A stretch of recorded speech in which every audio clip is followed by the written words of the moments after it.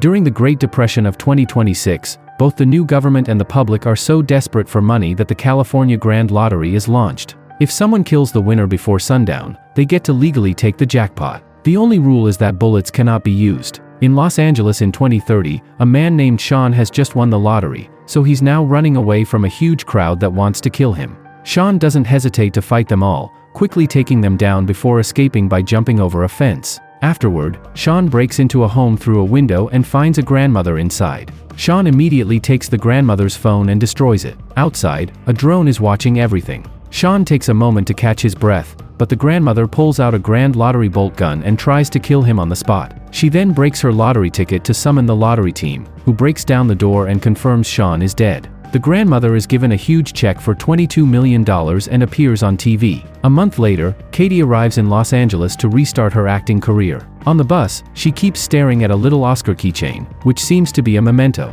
There's a little girl nearby, so Katie makes faces to make her laugh. However, the girl's father is mocking his daughter over the phone. Katie moves next to him and pretends to be a cop, threatening to take him to social services if he doesn't behave. The man starts being nicer to his daughter. An old lady comes over to thank Katie for her help, but when the lady leaves, Katie realizes she stole her watch. On a sign, Katie sees an ad for Lewis's protection agency and wishes she had bodyguards like that. During the ride, she notices how everyone on the streets is tense or violent, often both. Meanwhile, the media can't stop talking about the next lottery drawing, which is happening in 18 hours. Ticket sales have broken records, and the next jackpot is $3.6 billion.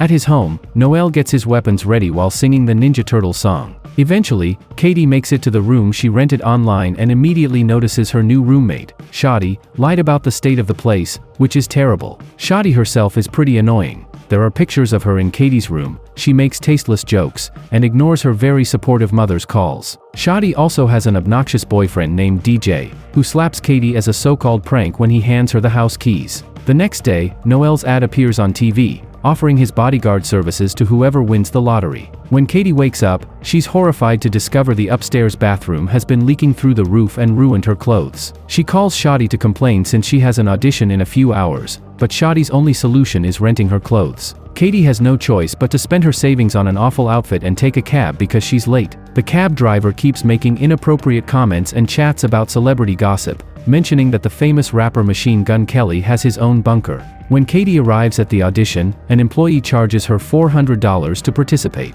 Her audition finally begins, and she explains she was in many TV ads as a kid but had to pause her career to take care of her sick mom. After her mother died, Katie decided to try acting again. She reaches into her pockets for her monologue notes and finds Shadi's lottery ticket, which activates when Katie accidentally puts her thumbprint on it. The ticket takes her picture and officially registers her as a player. Katie quickly puts the ticket away and tries to act, but she's immediately disliked and kicked out. In the corridor, the other actresses try to be supportive. Suddenly, all their lottery tickets activate, announcing that Katie has won and even showing her face. The actresses immediately change their attitude and attack Katie with any object they can find, although some have knives ready. Even the workers join the fight. Katie defends herself thanks to her stage fighting classes and dodges a flying shoe before taking the stairs, not understanding what's going on. On the next floor, Katie hides in a room, but she's entered a self-defense class, and these people are ready to kill her too. They keep calling her "my jackpot" as they attack, and Katie runs around, dodging their moves or causing them to hit each other.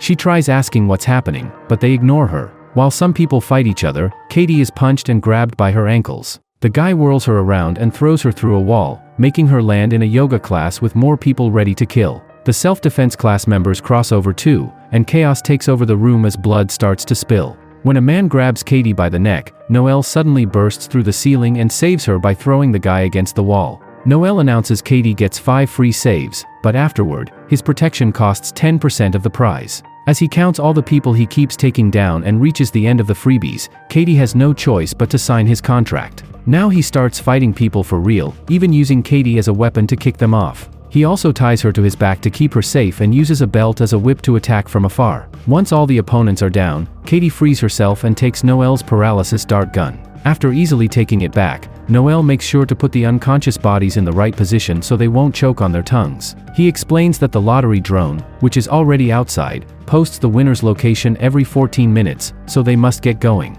As they run out of the building, Noel points out that the rules don't allow the other players to kill each other. The people at a food truck throw a knife at Katie, and Noelle helps her dodge it before they get in his car to escape. As they drive through town, people nearby receive an alert of her location and prepare to join the fight. The ice cream truck abandons the kids, and even the lady from the bus already has a grand lottery bolt gun. Back to Noelle, he finishes explaining to Katie how the lottery works and is surprised she didn't know. Katie points out she and her mom would only watch movies and baking shows, never the news because it was depressing. Soon, the car is being chased by people on bikes and ATVs, so Noelle brings out helmets for both of them before speeding up. A Molotov cocktail is thrown on top of the car, and the roof catches fire, but Noelle keeps driving and enters an old warehouse. The wind puts out the flames. Suddenly, Noelle turns the car around, and a biker crashes into it. He then drives through the warehouse to avoid the other bikers, who start a new fire. Katie wants to quit the game, but the only way to do so is to leave the city. Noelle shoots a guy with his dart to take him down, then drives in circles as more enemies throw objects at them.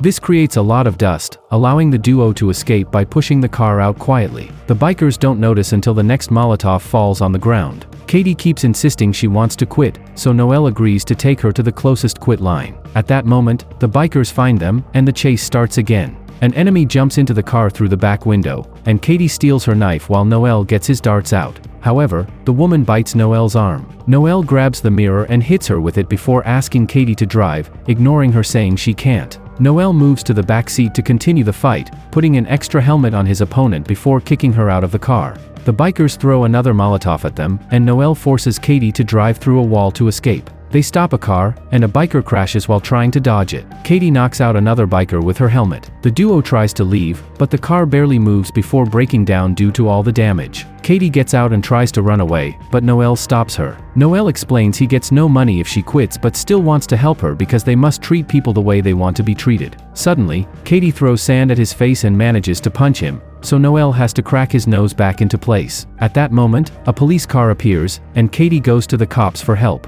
However, the officers want to kill her too. Noelle catches their taser just in time and starts fighting them while Katie runs away. On the street, Katie hides her face behind a map while the crowd notices the drone nearby and starts searching for her. She goes into the wax museum and is surprised to hear the guard is anti-lottery, so he lets her hide among the statues. Katie calls Shadi and asks to borrow her car. Shadi keeps asking Katie where she is, causing Katie to realize Shadi is playing too. At that moment, a statue welcomes Katie to the museum, giving away her location. Shadi and DJ try to enter the museum, but the guard reminds them they're banned because they did something inappropriate with a statue. Shadi punches him to knock him out, and the couple rushes inside. Katie hears them and hides behind a statue, but when she tries to sneak out, she's seen. DJ immediately pushes her onto a desk, and Katie throws a bottle at Shadi's head before tossing sand at DJ's face to get him off her. The couple teams up to fight Katie, who defends herself with a statue's staff. When there's an opening, she tries to run, but Shadi kicks her back, causing her to lose the staff. In the next room, Shadi and DJ start beating Katie up with the halves of the staff. Katie retaliates by throwing statues at them,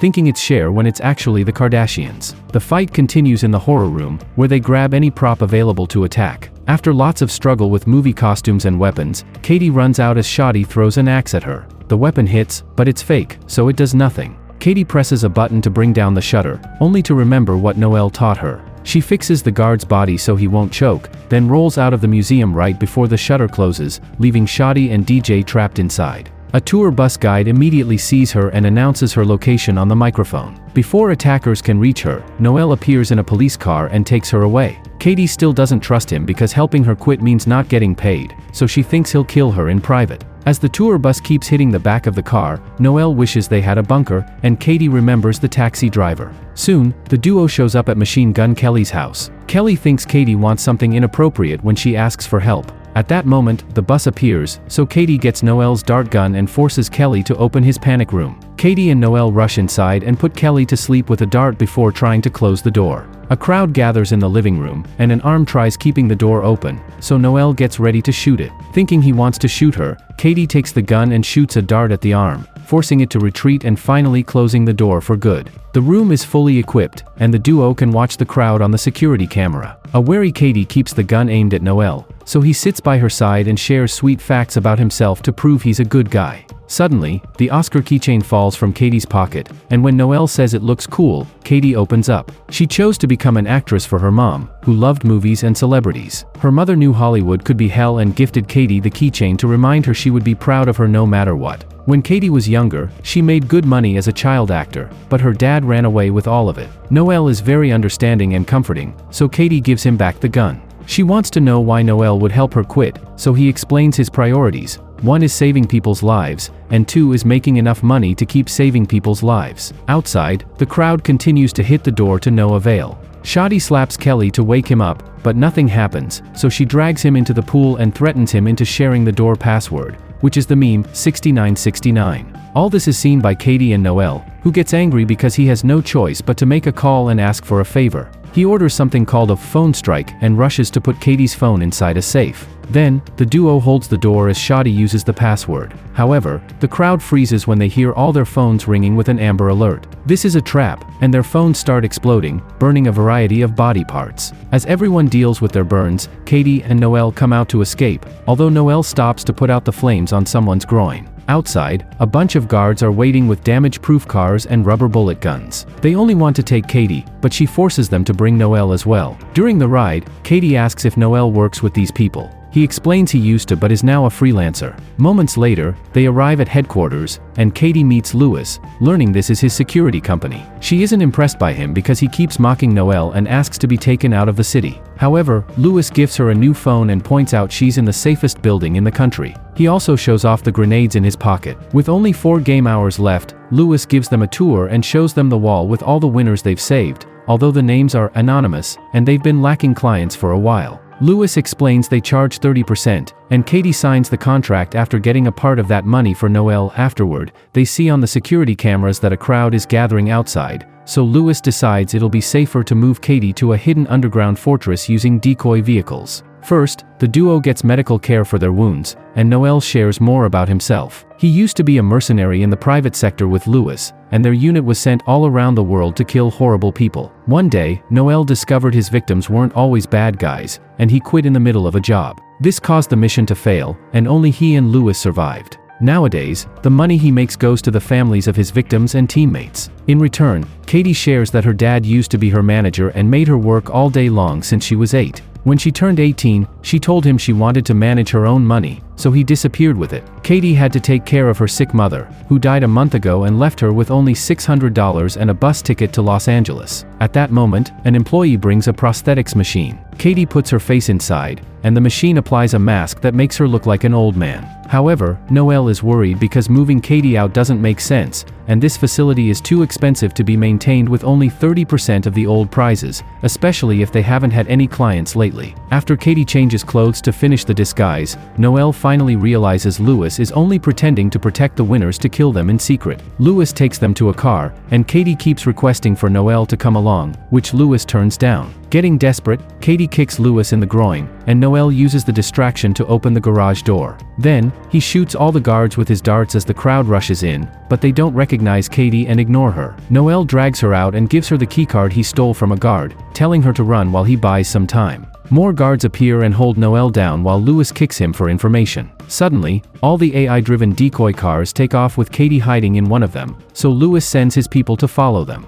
Downtown, Katie gets her mask off and takes control of the car, so the change of route alerts Louis's system. Meanwhile, social media is going wild because the drone has lost Katie, so if she doesn't make any mistakes, she'll be safe from pursuers until the end. This causes her to gain fans who see her as a hero. Moments later, Katie is about to leave town but gets a call from Louis, who tells her to turn around or he'll kill Noelle. In fact, Louis keeps stabbing Noelle, yet Noelle tells Katie to save herself. After some hesitation, Katie turns the car around and agrees to meet. Meanwhile, Louis takes Noelle to an old theater and reveals that during their mercenary days, he always knew they were killing civilians. He never cared because it was easy money. Louis admits he doesn't like to share, and that's why he killed their team while making it look like it was Noelle's fault. With only 15 minutes left, Katie gets a bolt gun from the glove compartment and rushes inside the theater, finding Louis and Noelle on the stage. She threatens to self-delete so nobody gets the money, and Louis doesn't believe her. Katie points out he'll kill her anyway and shows him she's recording this for social media, so he can't clean the fingerprints off the gun and say he did it. Katie starts ranting about the awful state of her life and almost pulls the trigger, but Louis finally drops the handcuff keys and asks for a deal. Katie pretends she's about to give him the gun but kicks him off the stage instead, confirming she had been acting. With Louis out, the other players immediately start coming after Katie again. All the people she's met today appear at the theater and block every entrance, so Katie uses whatever objects she can grab to slow them down.